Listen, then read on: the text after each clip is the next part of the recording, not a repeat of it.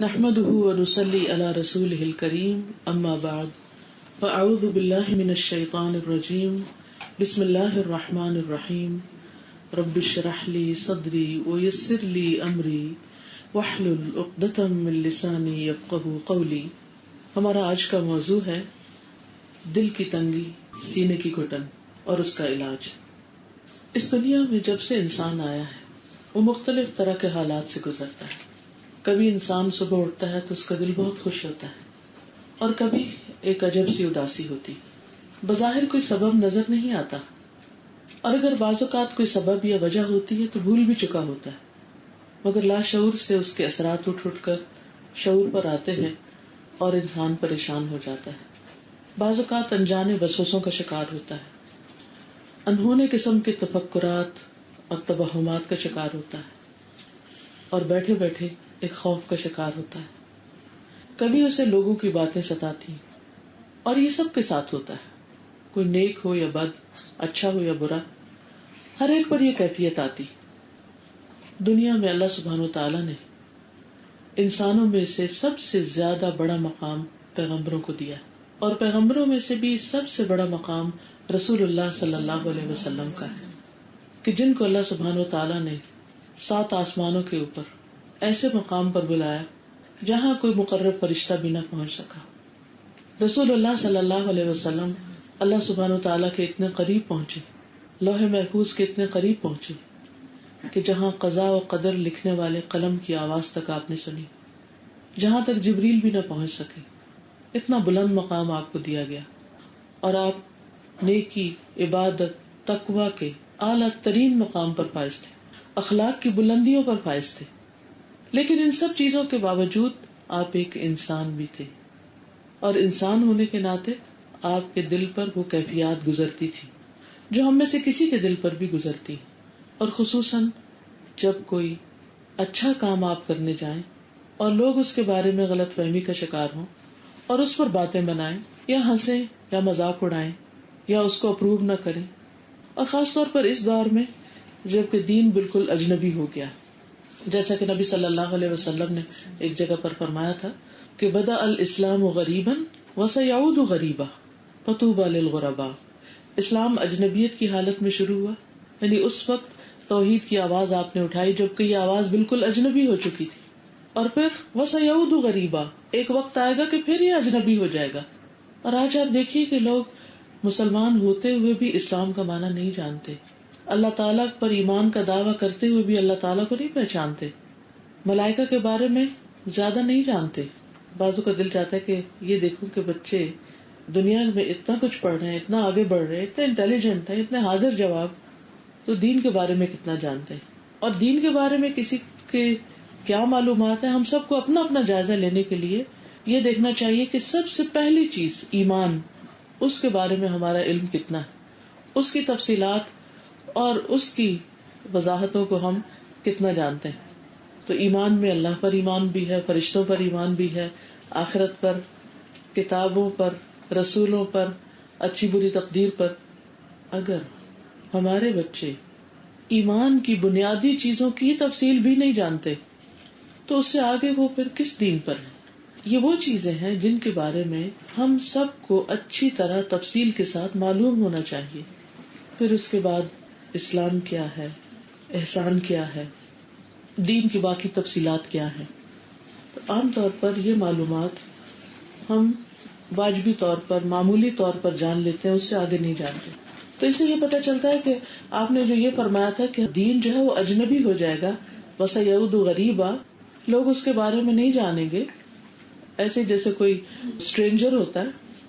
تو دین ہمارا اپنا ہوتے ہوئے بھی ہم اگر اس کے بارے میں نہیں جانتے، اور مسلمان گھرانوں میں ہی وہ اجنبیت ہو گئی اس سے کہ دنیا بھر کی چیزوں کے بارے میں معلومات ہے لیکن اپنے ہی دین کے بارے میں، ایمان کے بارے میں، اس کی تفصیلات کے بارے میں علم نہیں، تو یہ ایک خطرناک بات ہے. بہرحال ایسے دور میں جب کوئی شخص، یعنی افسوس کی بات تو یہ کہ جب کوئی شخص دین کی طرف آنے لگتا ہے، اس کو سمجھنے کی کوشش کرتا ہے، اس کو اپنانے کی کوشش کرتا ہے، تو اس وقت اس پر ہر طرف سے بوچھاڑ ہو جاتی. بعض اوقات اس پہ باتیں بنائی جاتی ہیں، مذاق اڑایا جاتا ہے، تانے دیے جاتے ہیں. تو ان باتوں کا نتیجہ کیا ہوتا ہے؟ انسان کا دل تنگ پڑنے لگتا ہے، وہ گھبرانے لگتا ہے، وہ سوچتا ہے میں جاؤں تو کدھر جاؤں. اور آپ دیکھیے کہ دلچسپ بات یہ ہے کہ اللہ سبحانہ وتعالیٰ قرآن مجید میں حضور صلی اللہ علیہ وسلم کو تسلی دیتے ہوئے فرماتے ہیں. سورۃ الحجر آیت نمبر 97 99 میں اللہ تعالیٰ فرماتے ہیں، آیات کی پہلے تلاوت سنیے پھر اس کے بعد میں اس کی وضاحت کروں گی. بلا شبہ یقیناً ہم جانتے ہیں کہ بے شک آپ کا سینہ اس سے تنگ ہوتا ہے جو باتیں وہ کہتے ہیں. یعنی لوگ جو باتیں بناتے ہیں آپ پر، اس سے آپ کا دل گھٹتا ہے، آپ کو تکلیف پہنچتی ہے، آپ کو غم لاحق ہوتا ہے. اور ہم اس کو اچھی طرح جانتے ہیں. ظاہر ہے اللہ سبحانہ وتعالیٰ سے بڑھ کر دلوں کے حال کون جان سکتا ہے. بعض اوقات ہمارے بہت قریبی عزیز دوست پیارے وہ بھی نہیں جانتے ہمارے اندر کیا کیفیت گزر رہی ہے. ہسبینڈ وائف کا رشتہ کتنا قریب کا ہوتا ہے. اللہ تعالیٰ فرماتے ہیں ہن لباس لکم وانتم لباس لہن، وہ تمہارا لباس ہے تم ان کا لباس. اتنے قریبی رشتے، لیکن ان کو بھی نہیں پتا ہوتا، ایک دوسرے کا نہیں پتا ہوتا کہ دل کی حالت کیا ہے. ایک شخص کتنا بھی یہ بتائے کہ میرے اوپر اس وقت کیا گزر رہا ہے، لیکن سب کچھ بتا بھی نہیں پاتا. تو جس رب نے ہمیں پیدا کیا ہے وہ خوب جانتا ہے. تو اللہ تعالیٰ فرماتے ہیں ہمیں اچھی طرح پتا ہے وَلَقَدْ نَعْلَمُ، البتہ تحقیق یعنی یقینی طور پر ہم جانتے ہیں، أَنَّكَ يَضِيقُ صَدْرُكَ، کہ آپ کا دل بھجتا ہے، تنگ ہوتا ہے، گھٹتا ہے، بِمَا يَقُولُونَ، جو باتیں یہ کرتے ہیں، یعنی آپ کے خلاف جو باتیں بناتے ہیں، آپ پر جو الزام تراشی کرتے ہیں، آپ کا جس طرح مذاق اڑاتے ہیں، یہ سب کچھ ہمیں معلوم ہے. اب اس کا علاج کیا ہے؟ اس کا حل کیا ہے؟ اس کا حل یہ نہیں کہ جو کچھ وہ کر رہے ہیں وہ آپ بھی شروع کر دیں. عام طور پر ہمارا دل کب ٹھنڈا ہوتا ہے یا ہم کس وقت پھر اپنے آپ کو خوش پاتے ہیں؟ جب کوئی ہمیں ایک سنائے تو ہمیں دو سنا سکے. ایک کے بدلے میں ایک سنا کے بھی ہم ٹھنڈے نہیں ہوتے. جب تک پھر خوب خبر نہ لیں تو ہمارے اندر کی بڑاس نہیں نکلتی. تو یہ حل نہیں بتایا گیا کیونکہ نبی صلی اللہ علیہ وسلم اخلاق کے بلند ترین مرتبے پر فائز تھے. تو اللہ تعالیٰ فرماتے ہیں کہ آپ کیا کیجئے، 3 کام کیجئے. فسبح بحمد ربک، نمبر 1 اپنے رب کی حمد کے ساتھ تسبیح کریں. تسبیح کا علاج بتایا گیا. دوسری بات وقم من الساجدین، سجدہ کرنے والوں میں سے ہو جائیں، یعنی نماز سے مدد لیں. اور تیسری چیز وَاعْبُدْ رَبَّكَ حَتَّى يَأْتِيَكَ الْيَقِينُ، اپنے رب کی عبادت کریں یہاں تک کہ آپ کے پاس یقین آ جائے، یعنی زندگی کا آخری وقت آ جائے. اس راستے پر قائم رہیں، جمے رہیں. یہ ہے علاج سینے کی گھٹن کا، دل کی تنگی کا. یعنی جب آپ کا دل تنگ پڑے تو ان 3 چیزوں کو لازم کر لیں. اب اس میں ہمارے لیے بھی رہنمائی ہے کہ جب دین کے راستے پہ چلتے ہوئے یا ویسے دنیاوی معاملات میں بھی اگر انسان کے دل میں کسی قسم کی کوئی گھٹن محسوس ہونے لگے، کوئی پریشانی آنے لگے، ڈپریشن ہونے لگے جو آج کل کے ٹرمز میں، تو سب سے پہلا کام کرنے کا کیا ہے؟ جب دل تنگ ہو، غمگین ہو، اداس ہو، پریشان ہو، تو نمبر 1 تسبیح کریں. قرآن مجید میں اللہ سبحانہ وتعالیٰ نے نبی صلی اللہ علیہ وسلم کو 2 مواقع پر تسبیح کا حکم دیا. ایک غم کے موقع پر، دوسرا فتح کے موقع پر، خوشی کے موقع پر. تو مومن 2 حالتوں میں سے ایک حالت میں ہوتا ہے، یا اچھی حالت میں یا تکلیف کی حالت میں، یا غم ہوتا ہے یا خوشی ہوتی. تو دونوں مواقع پر کیا کرنا ہے؟ اللہ کی تسبیح بیان کرنی. غم کا موقع تو یہ ہو گیا، خوشی کا موقع کون سا ہے؟ اذا جاء نصر اللہ والفتح ورأیت الناس يدخلون فی دین اللہ افواجا فسبح بحمد ربک واستغفر انہ کان توابا. کہ جب اللہ کی فتح اور مدد آ جائے اور آپ دیکھیں کہ لوگ دین میں فوج در فوج داخل ہونے لگے. ایک وہ وقت تھا کہ مذاق اڑایا جا رہا تھا، آپ اجنبی ہو گئے تھے، اور ایک وہ وقت ہے کہ آپ کا مشن کامیاب ہو گیا، آپ فتح سے ہمکنار ہو گئے. تو دونوں مواقع پر کیا کریں؟ فسبح بحمد ربک، اپنے رب کی حمد کے ساتھ اس کی تسبیح کریں. فسبح، تسبیح کا کیا مطلب ہوتا ہے؟ تسبیح کے 2 معنی. ایک ہے اللہ سبحانہ وتعالیٰ کی تعریف کرنا، اس کی خوبیوں کو بیان کرنا. دوسرا ہے ہر قسم کے نقص اور عیب سے اس کو پاک قرار دینا، کہ اللہ سبحانہ وتعالیٰ کی جتنی بھی صفات ہیں وہ ان میں کمال رکھتا ہے، کامل ہے. اور پھر تسبیح کے ساتھ حمد کا ذکر جو خاص طور پر آیا تو ہم تعریف کرنے کو کہتے ہیں، اور ہم اس تعریف کے لیے کہا جاتا ہے یا اس کی تعریف کے لیے استعمال ہوتا ہے جس کے اندر کمال بھی ہو اور وہ صاحب انعام بھی ہو، یعنی ہر لحاظ سے پرفیکٹ، اور یہ اللہ سبحانہ وتعالیٰ کے سوا کوئی نہیں. اور دوسری طرف کمال کے علاوہ صاحب انعام، یعنی نعمتیں دینے والا، انعام کرنے والا، دینے والا ہو، جنرس ہو. تو ہمیں جو کچھ ملا ہے صرف مجھے اور آپ کو نہیں، پوری دنیا کو. وما بکم من نعمت فمن اللہ، تمہارے پاس کوئی بھی جو نعمت ہے وہ اللہ کی طرف سے ہے. تو جتنی بھی نعمتیں ہیں ان سب پر کیا کریں؟ اللہ تعالیٰ کا شکر ادا کرے، اللہ کی تعریف کرے. فسبح بحمد ربک. اور پھر اس میں عملی طور پر کیا کرنا ہے؟ یعنی ایک دل میں تو یہ ہو کہ جس رب کو میں پکار رہا ہوں وہ رب ہر چیز پر قادر ہے، وہ حی قیوم ہے، زندہ ہے، قائم رکھنے والا ہے، وہ ہر چیز پر پوری قدرت رکھتا ہے، زمین و آسمان کی ہر چیز کا مالک ہے، ہر چیز کا مکمل علم رکھتا ہے، کوئی چیز بھی اس کے حکم اور اس کی قدرت سے باہر نہیں. لہذا میں اس رب کو پکار رہا ہوں. اور پھر زبان سے کیا کہے؟ سبحان اللہ، سبحان اللہ وبحمدہ، سبحان اللہ والحمد للہ ولا الہ الا اللہ واللہ اکبر. یعنی اس ذکر کی کثرت کر دینی چاہیے غم اور دکھ کے موقع پر. رسول اللہ صلی اللہ علیہ وسلم نے فرمایا، جس نے سبحان اللہ وبحمدہ دن میں 100 مرتبہ کہا اس کے گناہ معاف کر دیے جاتے ہیں، خواہ سمندر کی جھاگ برابری کیوں نہ ہو.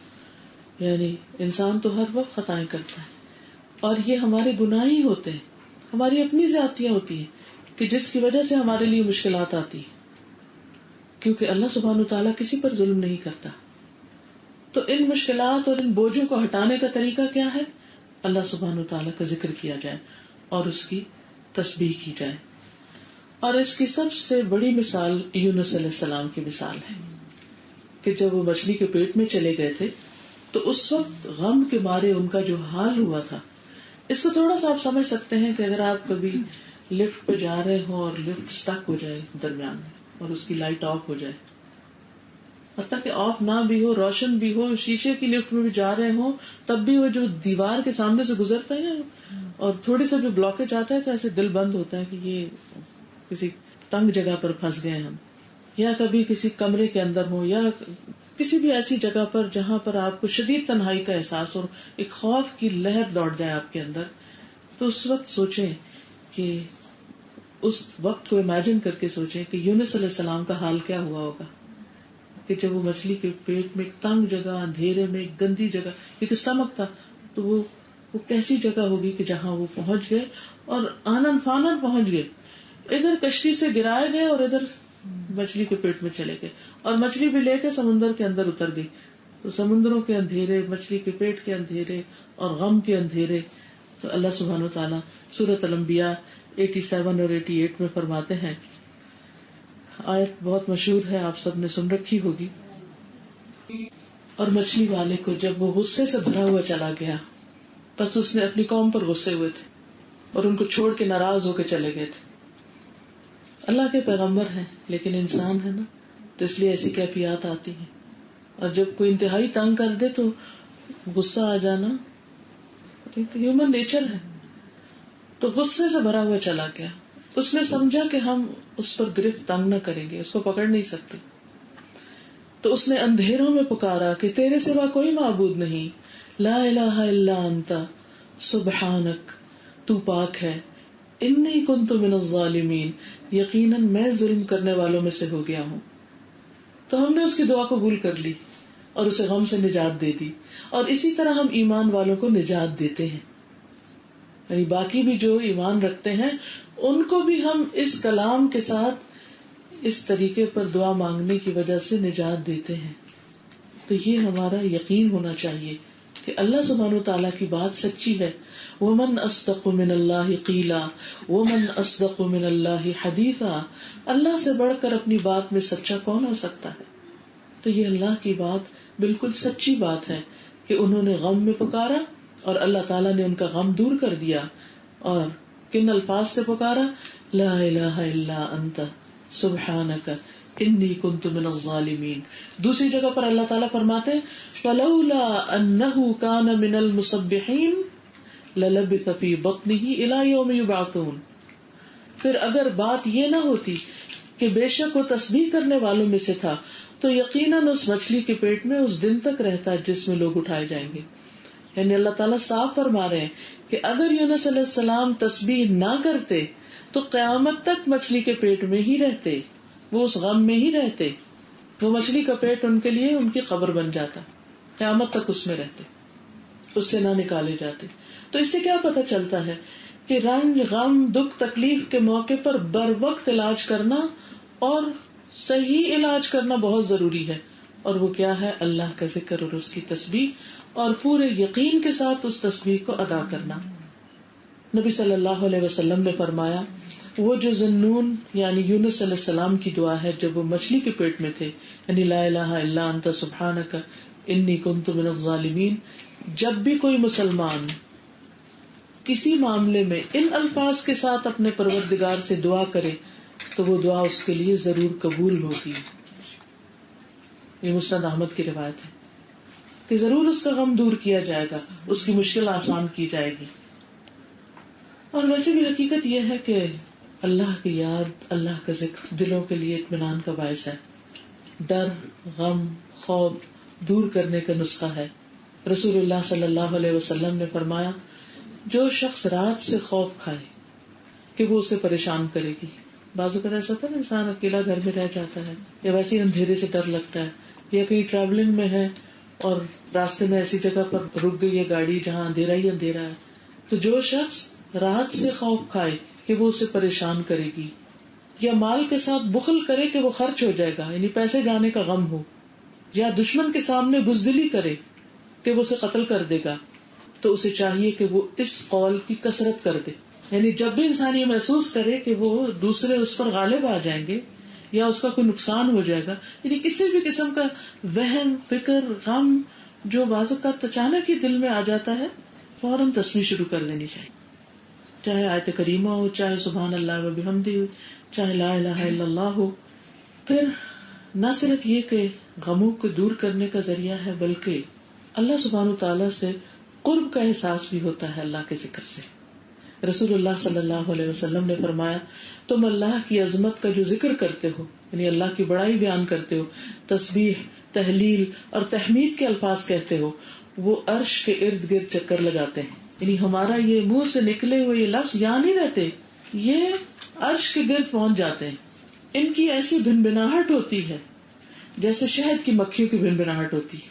کبھی آپ نے اس کو سنا ہوگا کر کے, وہ اپنے کہنے والے کا اللہ کے ہاں ذکر کرتے ہیں, یعنی اللہ تعالیٰ کو یاد دلاتے ہیں. تو اللہ تعالیٰ فرماتے ہیں نا فاذکرونی اذکرکم, تم میرا ذکر کرو, مجھے یاد کرو, میں تمہیں یاد کروں گا. تو یہ کلمات وہاں پہنچ جاتے ہیں اور یاد کراتے ہیں. کیا تم میں سے کوئی شخص اس بات کو پسند نہیں کرتا کہ ایک چیز مسلسل اللہ کے ہاں اس کا ذکر کرتی رہے؟ تو جو چاہتا ہے کہ اس کا ذکر اللہ کے ہاں ہوتا رہے وہ پھر ان کلمات کی تسبیح کرتا رہے. پھر یہ اللہ کی رحمت پانے کا ذریعہ ہے.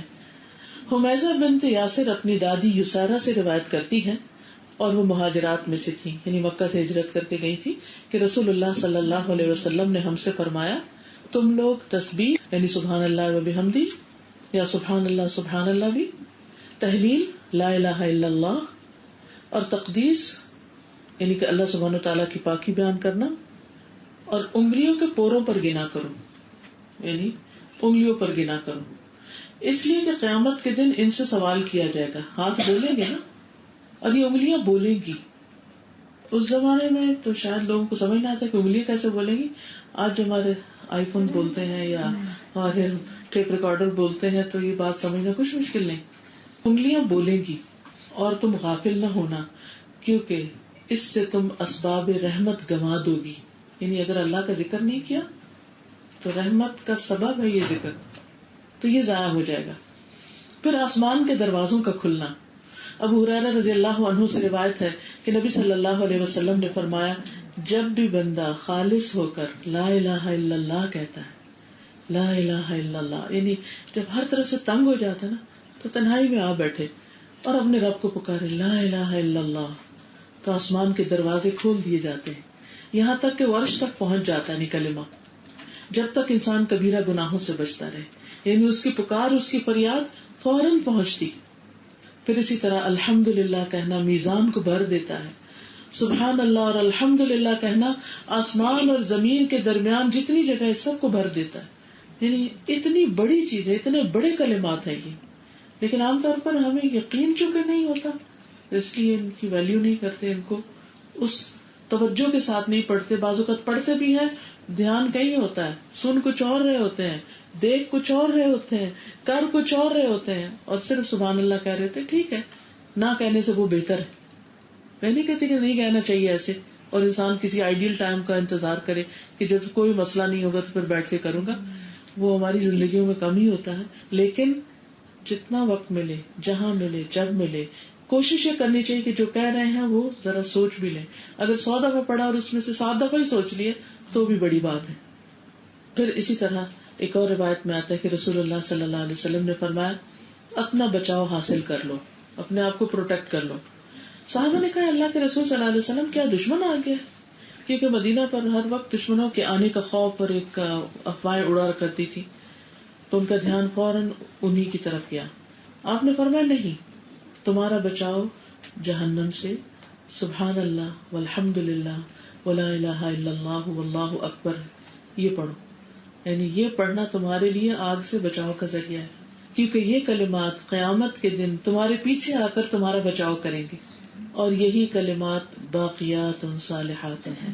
وہ قرآن مجید میں آتا ہے نا, المال والبنون زینت الحیات الدنیا, مال اور بیٹے دنیا کی زندگی کی رونق ہے.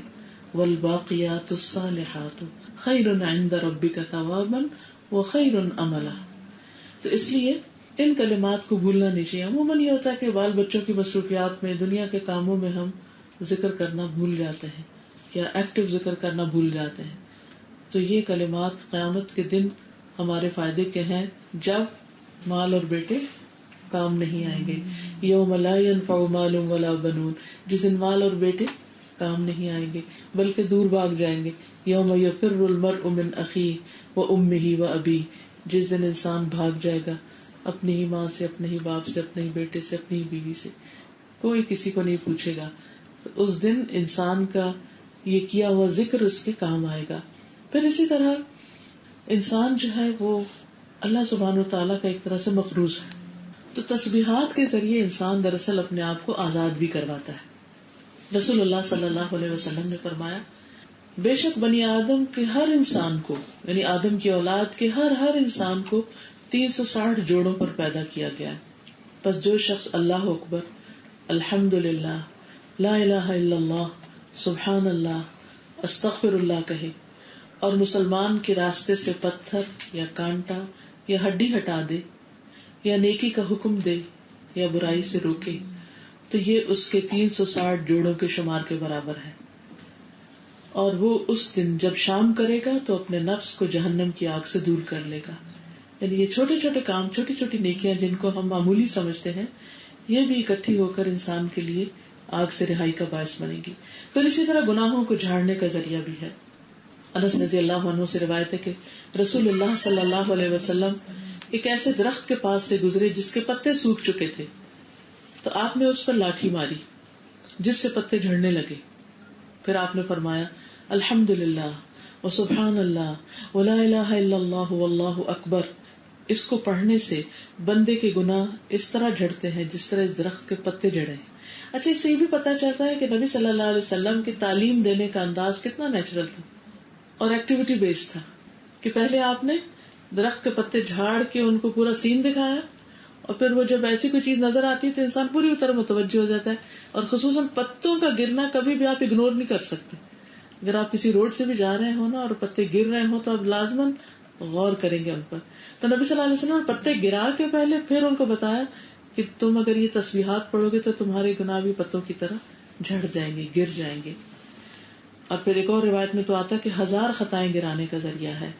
سعد رضی اللہ تعالیٰ عنہ سے روایت ہے کہ ہم آپ صلی اللہ علیہ وسلم کے پاس تھے تو تو آپ نے فرمایا تم میں سے کوئی ہر دن 1000 نیکیاں کمانے سے کیا عاجز ہے؟ کما سکتا ہے؟ تو آپ کے پاس بیٹھے لوگوں میں سے کسی نے پوچھا کہ یہ کیسے ممکن ہے کہ ہر روز ہم 1000 نیکیاں کریں، یعنی مطلب یہ کہ 1000 نیکی کے کام کریں. تو آپ نے فرمایا جو شخص 100 مرتبہ سبحان اللہ پڑھتا ہے اس کے لیے 1000 نیکیاں لکھی جاتی ہیں یا اس کی 1000 خطائیں مٹا دی جاتی ہیں. اور ویسے تو ہم ہر نماز کے بعد 33 بار پڑھتے ہیں، تو 5 نمازوں میں جب ہم 33 بار پڑھتے ہیں تو 100 سے زیادہ مرتبہ تو اسی طرح ہو جاتا ہے. لیکن ویسے بھی اگر صبح شام انسان ذکر کرے یا جب بھی خالی ہو، اور خصوصاً جب غم دکھ اور پریشانی ہو، اس وقت سب کام چھوڑ کر یکسوئی کے ساتھ بیٹھ کر کثرت کے ساتھ تسبیح کرے، حتیٰ کہ دل کا غبار اور بوجھ اٹھ جائے اور انسان بالکل اس طرح ریلیکس ہو کر باہر آئے، بالکل ایسے جیسے اس نے کوئی شاور لیا. اب دیکھیں کہ جب یہ پڑھ رہا ہوگا، یعنی وہ شاور والی کیفیت کیوں ہے کہ شاور لے کے باہر آتے ہیں تو آپ ریلیکس ہوتے ہیں، کیونکہ آپ کی میل کچیل اور امپیورٹیز جو ہے وہ آپ سے دھل جاتی ہیں. تو یہ تسبیحات پڑھنے سے بھی گناہ دھلتے ہیں نا. تو انسان لٹرلی اس کی روح ہلکی ہوتی ہے، اس کا دماغ ہلکا ہو جاتا ہے، اس کی فکر اور پریشانیاں ختم ہونے لگتی ہیں. اللہ سبحانہ وتعالیٰ نے اس کو مخلوق کا رزق بھی بتایا. اللہ کے نبی نوح علیہ السلام کی وفات کا وقت جب قریب آیا تو انہوں نے اپنے بیٹے کو کہا کہ سبحان اللہ و بحمدہ کا ورد کرتے رہنا، کہ یہ ہر چیز کی نماز ہے اور اس کے ذریعے مخلوق کو رزق ملتا ہے. قرآن مجید میں آتا ہے نا کہ کل قد علم صلاتہ و تسبیحہ، ہر ایک نے اپنی نماز اور تسبیح کا طریقہ جان لیا ہے کہ اس نے تسبیح کیسے کرنی ہے. ساری مخلوق کو پتا ہے اس نے تسبیح کیسے کرنی ہے. اور پھر ایک اور جگہ پر آتا ہے وَإِن مِّن شَيْءٍ إِلَّا يُسَبِّحُ بِحَمْدِهِ، کوئی چیز ایسی نہیں جو اللہ کی تسبیح نہ کر رہی ہو. وَلَٰكِن لَّا تَفْقَهُونَ تَسْبِيحَهُمْ، تم ان کی تسبیح نہیں سمجھتے. تو اگر ہر چیز اللہ کی تسبیح کر رہی ہے اور ہم اس سے غافل ہیں تو پھر کیسے ہو سکتا ہے کہ ہمارا دل خوش رہ سکے، کہ ہم غموں سے آزاد ہو سکے.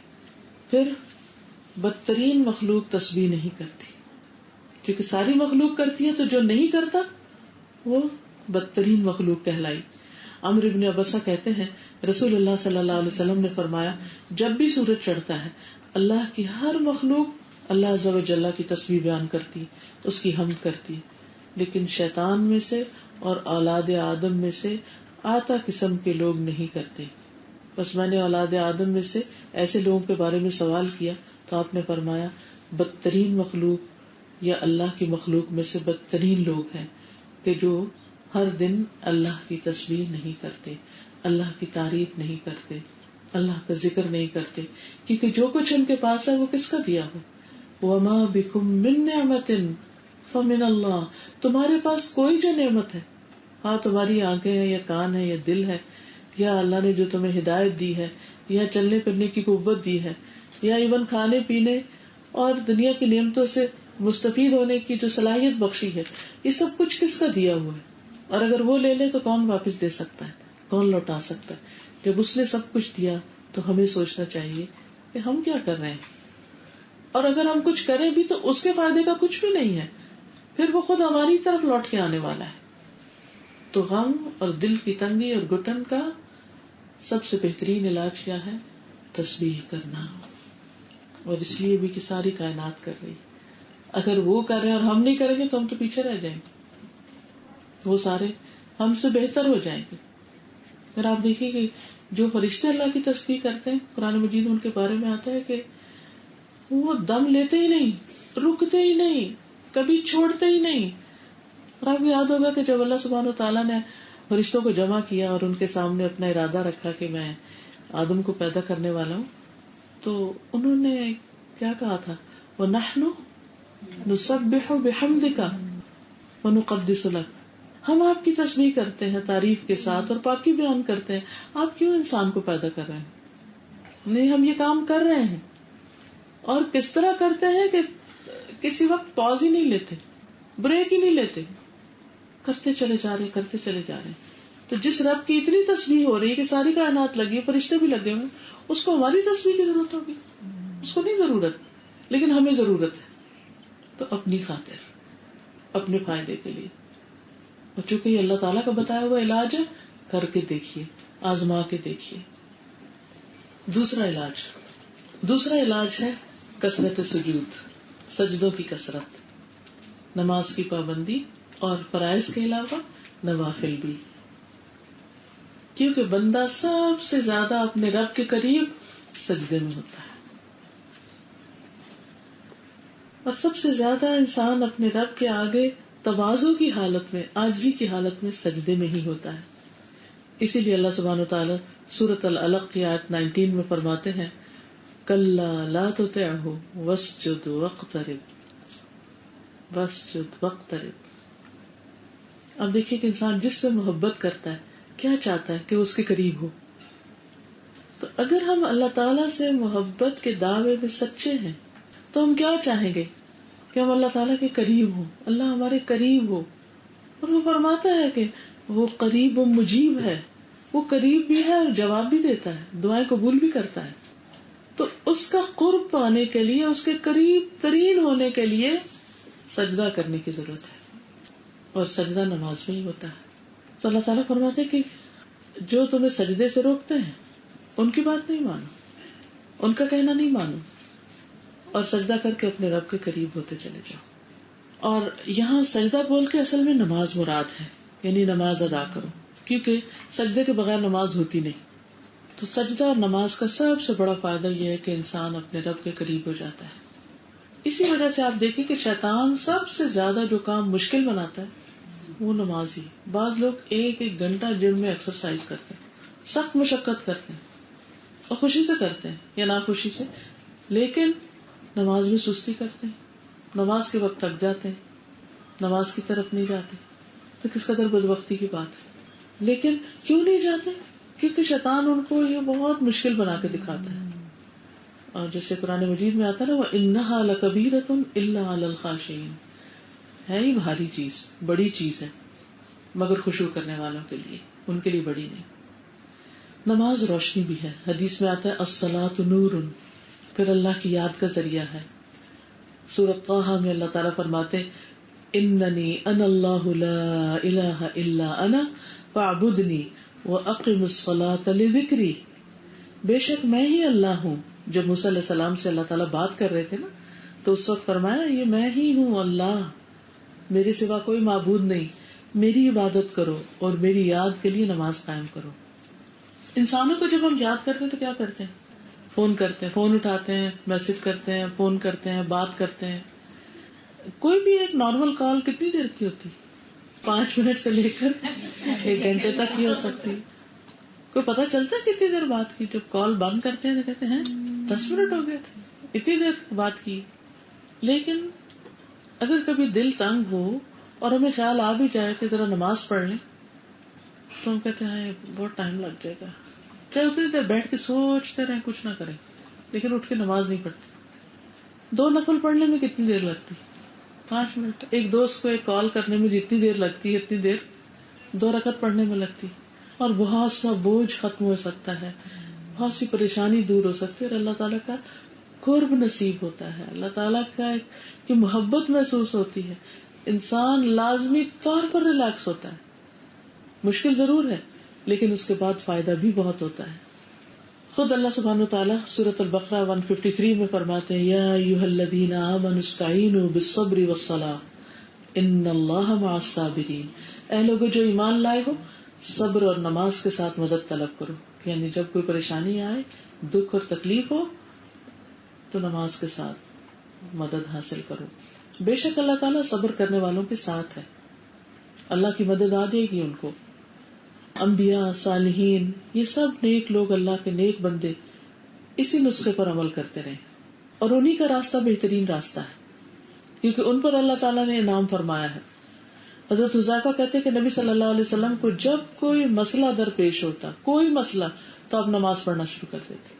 ہمیں جب کوئی مسئلہ درپیش ہوتا ہے تو ہم کیا کریں؟ ٹیلی فون کرتے، مشورے لیتے. اچھا مشورہ کوئی دے دے تو پھر اس پر عمل بھی نہیں کرتے. بعض اوقات پسند کا مشورہ تو پھر کر لیتے ہیں، ناپسند کا تو نہیں کرتے. مشورے میں نقصان ہوتے تو پھر دوسرے کی شامت آتی کہ اس نے کہا تھا.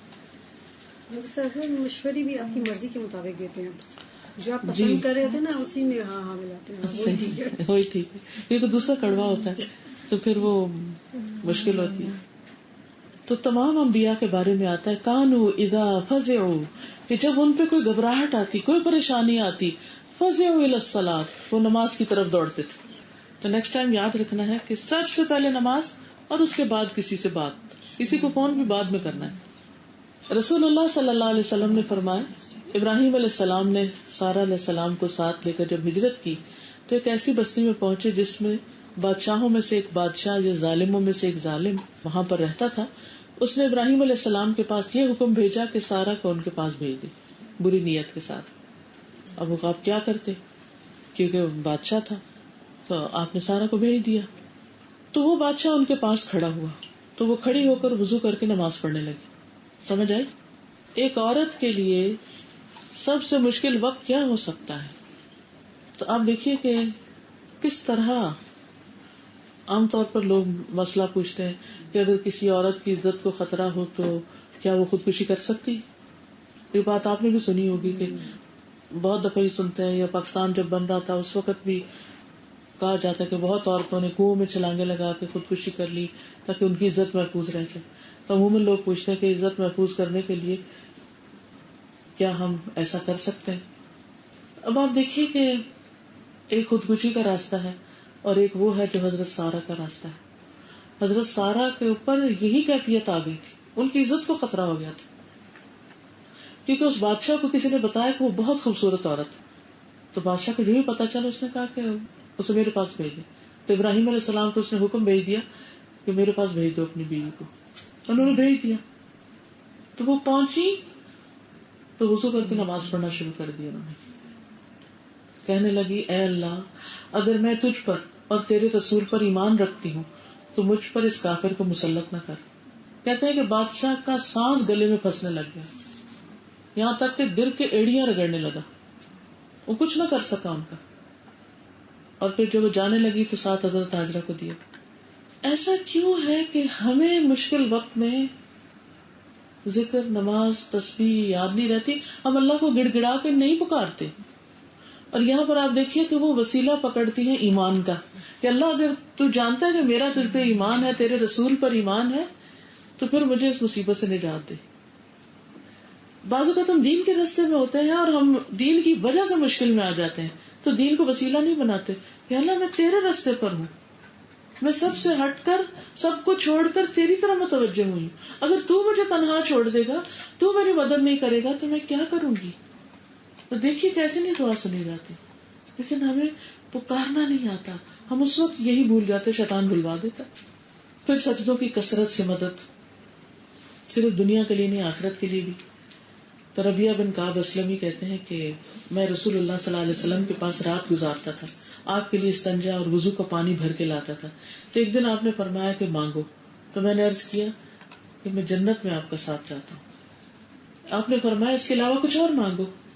میں نے عرض کیا بس یہی چاہتا ہوں. دوبارہ پوچھا، اگلے دن پوچھا، پھر وہی مانگا، جنت ہی چاہتا ہوں اور کچھ نہیں چاہیے. تو آپ نے فرمایا اگر میرے ساتھ جنت میں رہنا چاہتے ہو تو سجدوں کی کثرت سے میری مدد کرو. تو اس سے یہ پتہ چلتا ہے کہ نہ صرف یہ کہ دنیا میں بلکہ آخرت میں انسان کے لیے کامیابی کی کنجی ہے نماز، سجدوں کی کثرت. مادان بن ابی طلحہ کہتے ہیں کہ میں صوبان سے ملا، میں نے ان سے عرض کیا مجھے کوئی حدیث سناؤ، امید ہے کہ اللہ تعالیٰ مجھے اس سے نفع عطا فرمائیں گے. وہ کہتے ہیں کہ وہ خاموش رہے. پھر میں نے یہی عرض کیا تو وہ خاموش رہے. پھر میں نے عرض کیا مجھے کوئی حدیث سنائے، وہ پھر خاموش رہے. پھر مجھے فرمانے لگے تم اللہ کے لیے سجدہ کیا کرو، کیونکہ میں نے رسول اللہ صلی اللہ علیہ وسلم کو یہ فرماتے ہوئے سنا ہے جو بندہ بھی اللہ تعالیٰ کو ایک سجدہ کرے تو اللہ تعالیٰ اس سجدے کی وجہ سے اس کا ایک درجہ بلند فرما دیتے ہیں اور ایک خطا معاف کر دیتے ہیں. تو درجوں کی بلندی کا ذریعہ ہے. اچھا وہ بار بار اصرار کر رہے تھے اور وہ خاموش کیوں تھے؟ تاکہ طلب اور بڑھ جائے اور پھر جو بتایا جائے وہ مان لیا جائے، اس پر عمل بھی ہو جائے. اب آپ دیکھیں کہ اس کمیونیکیشن کے دور میں انفارمیشن کی بھرمار ہے، ہر طرف سے انفارمیشن پور ہو رہی اور عمل اتنا ہی کم ہو گیا. ہم سب بہت کچھ جاننے لگ گئے لیکن کرتے نہیں ہیں، جس کے نتیجے میں پھر ہمارا حال نہیں بدلتا. ہم وہیں کا وہیں کھڑے ہوتے ہیں. پھر اسی طرح سجدوں کی وجہ سے انسان اللہ کی حفاظت میں ہوتا ہے, اللہ کے ذمے میں ہوتا ہے. رسول اللہ صلی اللہ علیہ وسلم نے فرمایا جس نے صبح کی نماز پڑھی وہ اللہ کے ذمے میں ہے, اللہ اس کی حفاظت کا ذمہ لیتا ہے, کوئی اس کا کچھ نہیں بگاڑ سکتا. بس اللہ تم سے اپنی حفاظت کے بارے میں کسی چیز کا مطالبہ نہ کرے, جس سے یہ مطالبہ کرے گا یقیناً اسے اپنی گرفت میں لے گا اور اس کو منہ کے بل جہنم میں گرائے گا. پھر اسی طرح یہ ہے کہ رحمت پانے کا ذریعہ ہے. جب انسان سمجھے کہ وہ رحمت کا محتاج ہے اور زیادہ محتاج ہے تو پھر نماز کی طرف توجہ کرے. وَأَقِيمُوا الصَّلَاةَ وَآتُوا الزَّكَاةَ وَأَطِيعُوا الرَّسُولَ لَعَلَّكُمْ تُرْحَمُونَ. پھر اسی طرح انسان جب نماز میں کھڑا ہی ہوتا ہے تو اللہ تعالیٰ کی رحمت اس کی طرف متوجہ ہو جاتی ہے. دا مومنٹ آپ اللہ اکبر کر کے ہاتھ باندھتے تو آپ سمجھے کہ آپ اللہ کی رحمت تلے آ گئے. حدیث میں آتا ہے جب تم میں سے کوئی آدمی نماز کے لیے کھڑا ہوتا ہے تو رحمت الہی اس کی طرف متوجہ ہو جاتی ہے. کتنا بھی بڑا غم, فکر, پریشانی ہو, وضو کریں اور مصلی پہ کھڑے ہو جائیں, پھر دیکھیں اللہ کی مدد آتی ہے کہ نہیں آتی.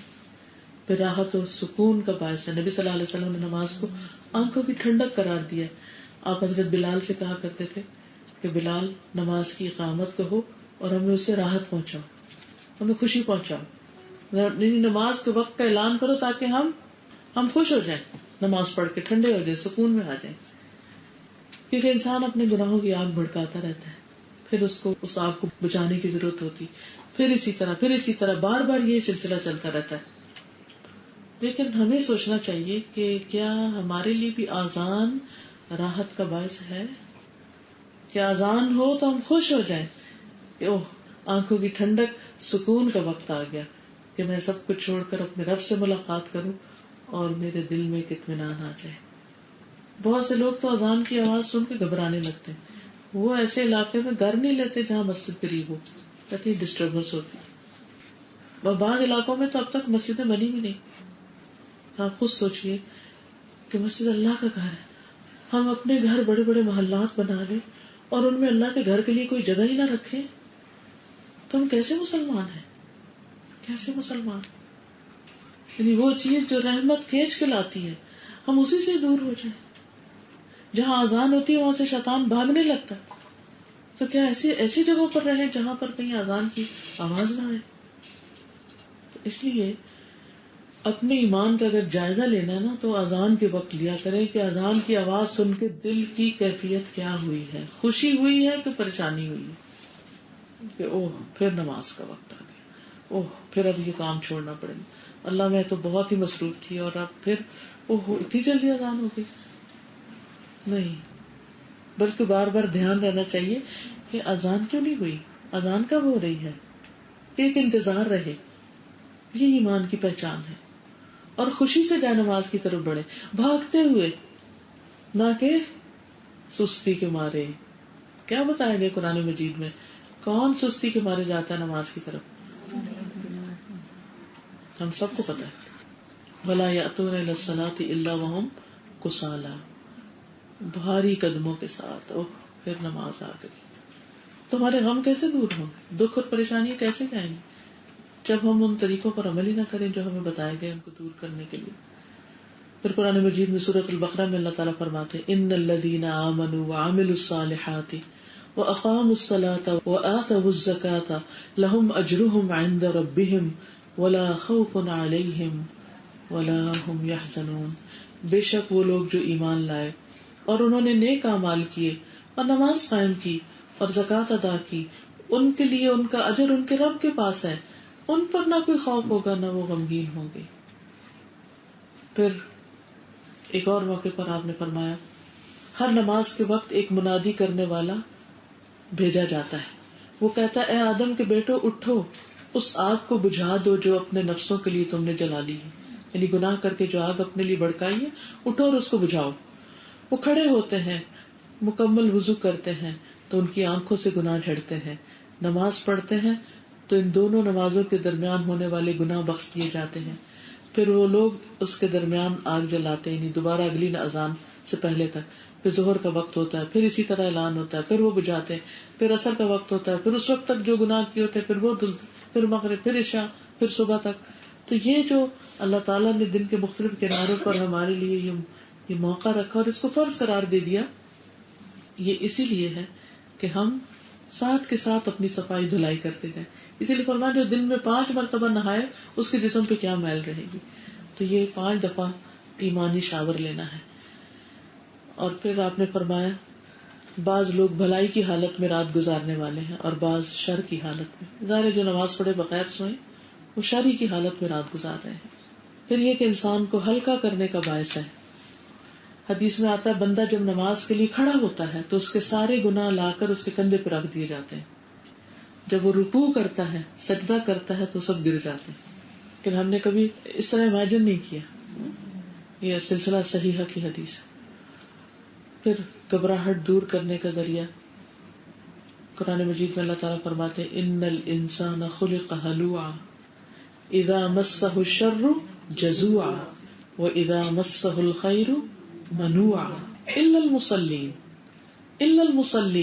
الذین هم علی صلاتهم دائمون. بلا شبہ انسان تھوڑ دلا بنایا گیا. چھوٹی سی بات اس کو اپسٹ کر دیتی ہے. جب اسے کوئی تکلیف پہنچتی ہے تو گھبرا اٹھتا ہے اور اس گھبراہٹ میں بعض اوقات انسان بڑے بڑے فیصلے کر لیتا ہے. اور جب مال ملتا ہے تو بخیل بن جاتا ہے سوائے نماز ادا کرنے والوں کے کہ ان کے دلوں میں وسعت ہوتی ہے. وہ جو اپنی نماز پر ہمیشہ اختیار کرنے والے یعنی بہت پابندی کے ساتھ اس کو ادا کرتے ہیں. پھر فرشتوں کی دعائیں ملتی ہیں نماز پڑھنے والوں کو. نبی صلی اللہ علیہ وسلم نے فرمایا جو شخص نماز کے بعد اپنی جائے نماز پہ بیٹھا رہتا ہے یعنی بعد میں بھی تسبیحات کرتا ہے ذکر کرتا ہے تو فرشتے اس پر صلات پڑھتے رہتے ہیں. فرشتوں کی اس پر صلات کیا ہے؟ اے اللہ اسے معاف کر دے, اے اللہ اس پہ رحم کر دے. یعنی انسان نماز پڑھ چکا ہے, وہ خود بھی اپنے لیے دعا کر رہا ہے اور فرشتے بھی ساتھ کر رہے ہیں, تو اس کو بھی محسوس کیا کرے کہ اس وقت میرے لیے اور بھی دعائیں کر رہے ہیں. ہم ایک ایک کی منت کر رہے ہیں میرے لیے دعا کرنا. تو کہاں ہم ایک کام کرنا شروع کرتے ہیں اور خود بخود دعائیں آنے لگتی ہیں. اور پھر وہ اگر اگلی نماز کا انتظار کرتا ہے تو فرشتے اس پر اس وقت تک صلات پڑھتے رہتے ہیں. جیسے حرم میں لوگ ہوتے ہیں ایک نماز کے بعد ایک نماز کے لیے بیٹھے رہتے ہیں, وہاں پر انہیں نماز کے علاوہ کوئی چیز نہیں بٹھاتی کیونکہ نہیں ہوتا ہے اٹھیں گے جگہ چلی جائے گی, تو اس لیے وہیں بیٹھ کے انتظار کرتے رہتے. کسی چیز کی کوئی اٹریکشن انہیں وہاں سے نہیں اٹھاتی, کوئی نیند کی اٹریکشن, کھانے کی, کسی اور چیز کی. بیٹھے ہیں. تو کبھی ان بیٹھے ہوئے لوگوں کو دیکھ کر سوچا کریں کہ جتنی دیر بیٹھے ہیں اتنی دیر ان کے لیے فرشتے دعائیں کرتے جا رہے ہیں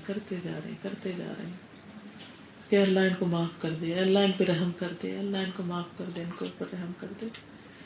پھر یہ کہ انسان کو برائی اور بے حیائی سے بھی روکتی ہے, برائیوں کو دور کرنے کا ذریعہ ہے. پھر اسی طرح بری صفات انسان کے اندر سے ختم ہوتی ہے. تو اس لیے غم, دکھ, بوجھ, سینے کی تنگی, ان سب چیزوں کا علاج نماز میں ہے. اور ویسے بھی آپ دیکھیں کہ جب آپ وضو کرتے ہیں پانی آپ کے جسم کو چھوتا ہے, ویل کو چیل اترتا ہے, تو کچھ تھکاوٹ تو اسی وقت اتر جاتی ہے, کچھ سکون اس میں آ جاتا ہے. اور اس کے بعد جب آپ کھڑے ہو کر پڑھتے ہیں, ذکر اذکار کرتے ہیں, ساتھ آپ کی ایکسرسائز بھی ہو رہی ہوتی, اور جب آپ نماز پڑھ کے اٹھتے ہیں تو یقیناً اپنے آپ کو ہلکا محسوس کرتے ہیں. تو اگر کوئی فرض نمازوں کی پابندی کرتا رہے تو بھی بڑے مسئلے حل ہو جاتے ہیں, اور وقت کی پابندی کے ساتھ, اور اس کے علاوہ جب اس کا دل چاہے سوائے زوال کے اوقات کے. تیسرا علاج ہے عبادت پر دوام, یعنی کنٹینیوٹی. یہ نہیں کبھی کچھ کر لیا اور کرا تو بہت کچھ کر لیا اور پھر سب کچھ چھوڑ چھاڑ کے بیٹھ گئے, پھر کسی دن جوش آیا تو پھر بہت کچھ کر لیا اور پھر چھوڑ دیا. نہیں, پابندی, کنسسٹنسی, کنٹینیوٹی. اور اس کے بارے میں اللہ تعالیٰ فرماتے ہیں سورۃ الانعام آیت نمبر 125 میں اللہ تعالیٰ کا ارشاد ہے, جس شخص کے بارے میں اللہ تعالیٰ چاہتا ہے کہ اسے ہدایت دے, اسے راہ دکھائے, اسے گائیڈ کرے, اسے کوئی ڈائریکشن دے, اسے نفع مند علم دے, اس کا سینہ اسلام کے لیے کھول دیتا ہے, اس کا دل کھل جاتا ہے, اسے دین کی باتوں سے محبت ہونے لگتی, اس کے اندر وسعت آنے لگتی, اس کو خوشی نصیب ہوتی. اور جسے چاہتا ہے کہ گمراہ کر دے اور اس کا سینہ تنگ کر دیتا ہے, گھٹا ہوا ہو جاتا ہے, گویا وہ مشکل سے آسمان میں چڑھ رہا ہے. اسی طرح اللہ ان لوگوں پر گندگی ڈال دیتا ہے جو ایمان نہیں لاتے, یعنی پھر ان کے اندر دل کی تنگی اور گھٹن اور ایک سختی آ جاتی ہے. اور سینے کا بوجھل ہونا یا دل کا گھٹنا، یہ انسان کے لیے دنیا کا سب سے بڑا مسئلہ ہے۔ آج آپ دیکھیں کہ بے شمار لوگ دل کی تنگی اور پریشانی کا شکار ہوتے ہیں۔ نہ دن کو چین آتا ہے اور نہ رات کو چین آتا ہے، نہ نیند سکون کی ہوتی ہے اور نہ دن کے وقت کوئی آرام نصیب ہوتا ہے۔ وجہ کیا ہے؟ اللہ کے ذکر سے منہ موڑنا، عبادت میں غفلت برتنا۔ حدیث میں آتا ہے، نبی صلی اللہ علیہ وسلم نے فرمایا، اے ابن آدم، میری عبادت کے لیے اپنے آپ کو فارغ کر لو، وقت نکالو، میں تیرے سینے کو بے نیازی سے بھر دوں گا، دل کو مطمئن کر دوں گا اور تمہارا فقر دور کر دوں گا، یعنی تمہاری محتاجی دور کر دوں گا۔ اور اگر تو نے ایسا نہ کیا تو میں تیرے سینے میں مصروفیات بھر دوں گا، طرح طرح کے اندیشے اور فکر پا کے، اور تیرا فقر زائل نہیں کروں گا، تیری محتاجی دور نہیں کروں گا۔ اور محتاجی کسی بھی چیز کی ہو سکتی۔ پھر اسی طرح انسان جب عبادت کرتا ہے تو اس کا حق ہے کہ اللہ ایسے بندے کو عذاب نہ دے اور اس کے لیے آسانی فرمائے۔ ایک اور جگہ پر آتا ہے، ابن عباس کو حضور صلی اللہ علیہ وسلم نے فرمایا تھا، جب آپ ان کے ساتھ سواری پر بیٹھے ہوئے ان کے پیچھے ہی سفر کر رہے تھے، کہ احفظ اللہ یحفظک، احفظ اللہ تجدہ تجاہک، کیا بیٹے اللہ کی حفاظت کرو، وہ تمہاری حفاظت کرے گا۔ اللہ کی حفاظت کرو، تم اسے اپنے سامنے پاؤ گے۔ اللہ کی حفاظت، اللہ تعالیٰ تو ہماری حفاظت کرتا ہے، مطلب یہ ہے کہ اللہ کی حدود کی حفاظت، اللہ تعالیٰ کے احکامات کی حفاظت، اللہ نے جو فرائض عائد کیے ان کی حفاظت، والذین هم علی صلاتہم یحافظون، یعنی نمازوں کی حفاظت، وضو کی حفاظت کہ بے وضو نماز نہ پڑھے انسان، اپنے اوقات کی حفاظت، امانتوں کی حفاظت، وعدوں کی حفاظت، قسموں کی حفاظت، ان تمام چیزوں کی حفاظت کا ذکر قرآن مجید میں آتا ہے۔ تو ان چیزوں کی حفاظت جو انسان کرے گا، اللہ تعالیٰ اس کی حفاظت کرے گا، اس کو پروٹیکٹ کرے گا، اور تم اللہ کو اپنے سامنے پاؤ گے۔ یعنی مطلب یہ ہے کہ وہ ہر مشکل اور غم کے وقت تمہارا ساتھ دے گا، تمہاری مدد کرے گا۔ ایسے لوگوں کو عرش کا سایہ نصیب ہوگا۔ حدیث میں آتا ہے 7 قسم کے لوگ ہیں جنہیں قیامت کے دن اللہ تعالیٰ اپنے عرش کے سائے میں جگہ دے گا، جس دن کوئی سایہ نہ ہوگا، اور اس میں سے ایک وہ نوجوان جس کی جوانی اللہ کی عبادت میں گزری۔ پھر اسی طرح اللہ تعالیٰ کو وہ کام پسند ہے جو مسلسل کیا جائے، چھوڑا نہ جائے، چاہے وہ چھوٹا سا ہی کیوں نہ ہو، اور اس سے فائدہ یہ ہوتا ہے کہ انسان پھر گرو کرتا رہتا ہے۔ مثلا اگر کوئی شخص کسی دن بہت کچھ کھا لے اور پھر کئی دن تک کچھ بھی نہ کھائے تو کبھی بھی صحت مند نہیں ہو سکتا۔ اسی طرح اگر کوئی شخص رمضان میں تو خوب عبادت کر لے اور اس کے بعد سب کچھ چھوڑ کے بیٹھ جائے، یا حج کر لے اور اس کے بعد کچھ نہ کرے، تو یہ انسان کے لیے درست نہیں۔ مطلوب کیا ہے کہ تسلسل کے ساتھ عبادت کی جائے، کیونکہ یہاں اللہ تعالیٰ نے غم سے بچنے کا تیسرا طریقہ جو بتایا، وَاعْبُدْ رَبَّكَ حَتَّىٰ يَأْتِيَكَ الْيَقِينُ، زندگی کے آخری دن تک عبادت کرتے رہو۔ اور نبی صلی اللہ علیہ وسلم حالانکہ اللہ تعالیٰ کے محبوب بندے تھے، لیکن شکر گزاری کے لیے رات کو اتنا لمبا قیام کرتے کہ آپ کے پاؤں پر ورم آ جاتا۔ اور جب آپ سے کہا گیا کہ آپ اتنی مشقت کیوں کرتے ہیں، تو فرمایا کہ افلا اکون عبدا شکورا، کیا میں اللہ کا شکر گزار بندہ نہ بنوں۔ پھر اسی طرح عمرو بن مرہ جہنی کہتے ہیں کہ قبیلہ بنو قزاع میں سے ایک شخص رسول اللہ صلی اللہ علیہ وسلم کی خدمت میں حاضر ہوا، عرض کیا، میں گواہی دیتا ہوں کہ اللہ کے سوا کوئی معبود نہیں اور آپ اللہ کے رسول ہیں، اور میں 5 نمازیں پڑھتا ہوں، رمضان کے روزے رکھتا ہوں، اس کا قیام بھی کرتا ہوں، یعنی تراویح پڑھتا ہوں، زکوٰۃ دیتا ہوں۔ آپ نے فرمایا جو شخص ان اعمال پر فوت ہوا وہ صدیقین اور شہداء میں سے ہے، یعنی سیدھے راستے پر ہے۔ گویا آخرت کا انجام اور آخرت کا مقام اگر انسان کا محفوظ ہو تو زندگی بھی انسان کی بہترین گزرتی ہے۔ اور پھر قرآن مجید میں اللہ تعالیٰ بھی فرماتے ہیں وَلَا تَمُوتُنَّ إِلَّا وَأَنْتُمْ مُسْلِمُونَ، کہ تمہاری موت نہ آئے مگر اس حال میں کہ تم اللہ کے فرمانبردار ہو۔ پھر یہ کہ نیک اعمال پر خاتمہ ہو، کیونکہ انما الاعمال بخواتیمها، اعمال کا دار و مدار ان کے خاتمے پر ہے کہ آخر میں کیا کر رہے تھے۔ امام ابن تیمیہ کے بارے میں آتا ہے کہ ان کو 3 مرتبہ جیل میں ڈالا گیا۔ تیسری مرتبہ جب ان کو جیل میں بھیجا گیا تو وہ عرصہ کچھ لمبا تھا اور ان کی جیل میں ہی وفات ہوئی تھی۔ تو ان کے ساتھ ان کے بھائی اور ان کے ایک شاگرد ابن القیم الجوزیہ بھی ان کے ساتھ تھے. تو ان کے بھائی روایت کرتے ہیں کہ ابن تیمیہ نے میرے ساتھ 80 مرتبہ قرآن پڑھا تھا. 80 بار. ہم نے شاید ساری زندگی 80 بار میں پڑھا. اگر ہم سال میں صرف ایک قرآن ختم کرتے ہیں تو ہماری زندگی مثلا 40 سال ہے, تو ہم نے 10 سال کی عمر میں بھی قرآن شروع کیا ہو سال میں ایک دفعہ پڑھنا, تو کتنے پڑھے ہوں بالکل. یا رمضان میں ایک کر لیتے ہیں تو بہرحال انہوں نے کچھ ہی عرصے میں 80 قرآن مجید ختم کیے. اور کہتے ہیں کہ 81ویں بار جب وہ سورۃ القمر کی ان آیات پر پہنچے جو آخری آیات ہے, ان المتقین فی جنات و نہر, کہ متقی لوگ جنتوں اور نہروں میں ہوں گے, یعنی ایسی جنتوں میں جن کے نیچے نہریں بہ رہی ہوں گی. اور پھر فی مقعد صدق عند ملیک مقتدر, سچائی کی جگہ پر, سچے مقام پر, بہترین مقام پر, اس با اقتدار بادشاہ کے پاس, یعنی اللہ سبحانہ وتعالی کے پاس ان کا مقام ہوگا.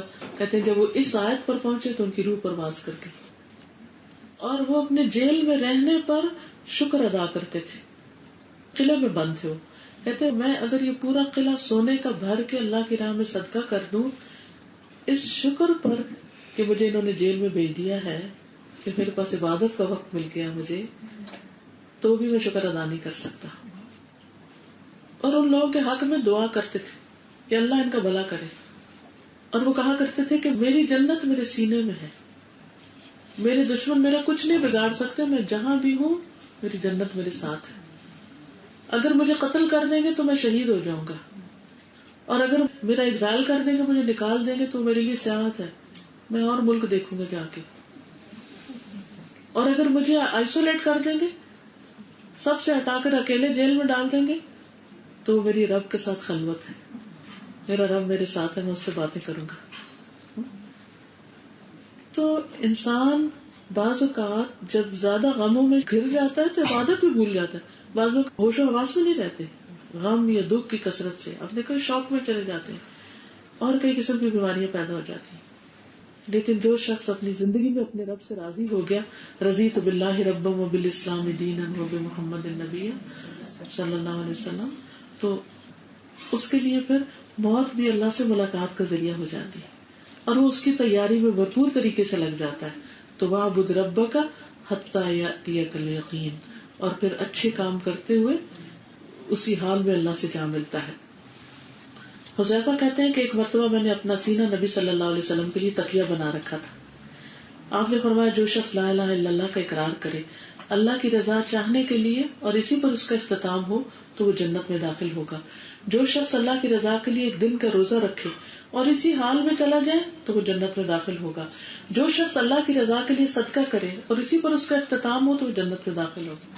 یعنی آخری عمل جو کچھ ہوگا اس کے مطابق انسان اٹھے. اور اگر احرام کی حالت میں کوئی فوت ہو جائے تو قیامت کے دن تلبیہ پکارتا وہ اٹھے گا. جو شخص اللہ کے راستے میں ہجرت کرے گا وہ اسی طرح اللہ تعالیٰ فرماتا ہے کہ اگر اسے اس حال میں موت آ جائے تو اللہ پر اس کا اجر ثابت ہو گیا. ایک اور روایت میں آتا ہے کہ 3 قسم کے آدمیوں کا ذمہ اللہ پر ہے. جو شخص اللہ کی راہ میں جہاد کے لیے نکلا اس کا ذمہ اللہ پر ہے, اگر اس کی وفات ہو جائے تو اس کو جنت میں داخل کرے گا یا اجر و ثواب اور غنیمت کے ساتھ واپس لوٹائے گا. دوسرا وہ آدمی جو مسجد کی طرف گیا تو وہ بھی اللہ کے ذمے میں ہے, اگر اس کی وفات ہو جائے تو اللہ اس کو جنت میں داخل کرے گا کیونکہ وہ اللہ کے راستے پر ہے یا اجر و ثواب کے ساتھ لوٹائے گا. تیسرا وہ آدمی جو سلام کے ساتھ اپنے گھر میں داخل ہوا تو اللہ عز و جل اس کا ضامن ہے, یعنی گھر میں داخل ہوتے وقت اس نے سلام کیا تو بھی اللہ کی پروٹیکشن میں ہے. اور پھر آپ دیکھیے کہ جس شخص کو کلمہ نصیب ہو جائے آخری وقت میں, جس شخص کا آخری کلام لا الہ الا اللہ ہو وہ بھی جنت میں داخل ہوگا.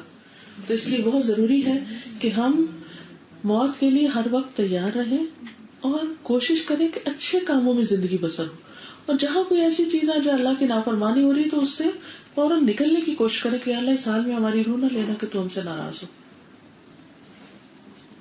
تو غم کے دکھ کے 3 پائیدار علاج ہیں. ایک غم اور دکھ دنیا کا ہے اور ایک آخرت کا ہے. دنیا کے اگر کسی بھی طرح کم ہو جائے، اگر موت اچھی حال میں نہ آئی تو پھر آخرت کا کیا بنے گا، جو ہمیشہ کے لیے انسان کے ساتھ اس کی خوشی یا غم اس کے ساتھ لگ جائے گا. تو اس لیے نمبر 1 تسبیحات، اور اس وقت یقین کے ساتھ تسبیح پڑھنی ہے کہ جیسے یونس علیہ السلام کو اللہ نے غم سے آزاد کیا. اور نمبر 2 نماز کہ وہ آنکھوں کی ٹھنڈک ہے. اور نمبر 3 آخری دم تک اللہ کی عبادت. کبھی نہ سمجھے کہ بہت کر لیا، بہت نیک بن گئے، اب کافی ہے. نہیں، کبھی بھی کافی نہیں. ساری زندگی بھی سجدے میں پڑے رہے تو کافی نہیں. اور اس کے ساتھ ساتھ رنج و غم سے بچنے کی دعائیں. یہ جو ایاک نستعین کتاب ہے اس میں بھی رنج و غم کی ازالے کی دعائیں. آئی فون پر ایپ بھی موجود ہے ایاک نستعین، اس میں بھی یہ دعائیں موجود ہیں جس میں اللہم انی اعوذ بک من الہم والحزن والعجز والکسل والجبن والبخل وذل الدین وغلبۃ الرجال. پھر اسی طرح اللہم لا سہل الا ما جعلته سہلا وانت تجعل الحزن سہلا اذا شئت. پھر لا الہ الا انت سبحانک انی کنت من الظالمین. پھر اسی طرح اللہ اللہ ربی لا اشرک بہ شیئا.